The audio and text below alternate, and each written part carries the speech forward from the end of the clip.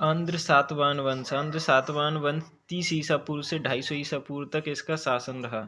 इसकी स्थापना सिमुक ने की थी कड़ु वंश के अंतिम शासक सुशर्मन की हत्या करके।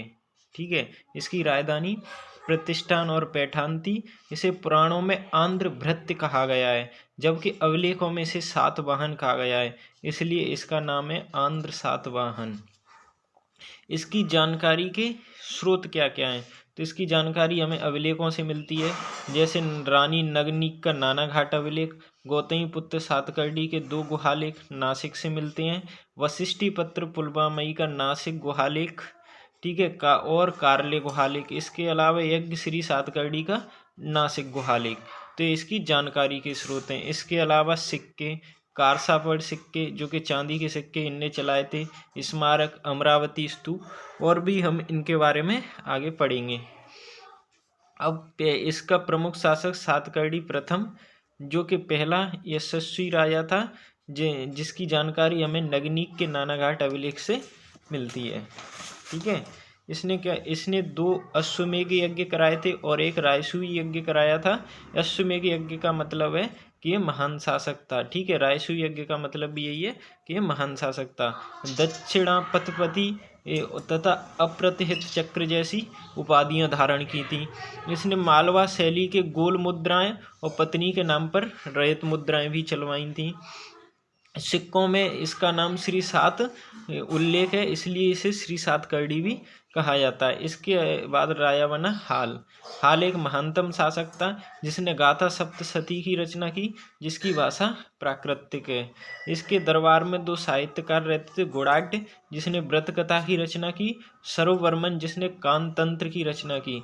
जो व्रत कथा की भाषा है पैशाची और प्राकृत भाषा है। इसकी पैशाची भाषा क्यों है? इसका कारण है कि गुणाढ्य थे, ये कुछ दिनों जंगलों में रहे थे। जंगलों में क्यों रहे थे? क्योंकि सर्ववर्मन ने एक चुनौती दी थी कि जो है, अगर मैंने राजा मतलब हाल को अगर संस्कृत सिखा दी तो तुम्हें ये छोड़कर कहाँ जाना पड़ेगा? जंगल में जाना पड़ेगा। और सर्ववर्मन ने हाल को संस्कृत सिखा दी थी, इसलिए इन्हें फिर जंगल जाना पड़ा, क्योंकि इन्होंने चुनौती दी थी कि हाल को संस्कृत नहीं सिखाई जा सकती, और ये वहीं जंगल में पैशाची भाषा सीख के आए थे।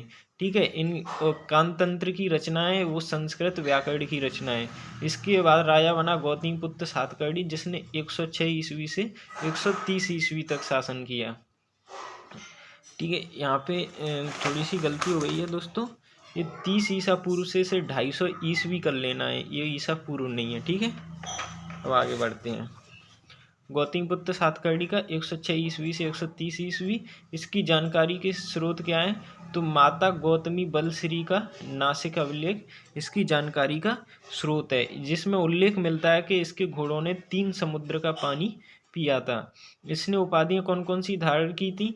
तो वेण कटक की उपाधि धारण की थी, और इसने वेण कटक नामक नगर बसाया था। इसने राजराज और विद्य नरेश जैसी भी उपाधियां धारण की थी। इसने बौद्ध संघ को 2 ग्राम दान में दिए थे, अजकाल की और करजक, ये 2 ग्राम इसने दान में दिए थे। इससे पता चलता है कि ये जो है ब्राह्मण धर्म के साथ साथ बौद्ध धर्म का भी इन्होंने संरक्षण दिया। इसके नासिक के जोगल थम्मी से 2 सिक्के मिलते हैं, जिनमें एक साइड नेहपान है और दूसरी ओर सातकर्णी का चित्र है। ऐसे 8000 सिक्के हमें वहाँ से मिलते हैं। शक शासक नेहपान को हराकर इसने ये सिक्के चलाए थे।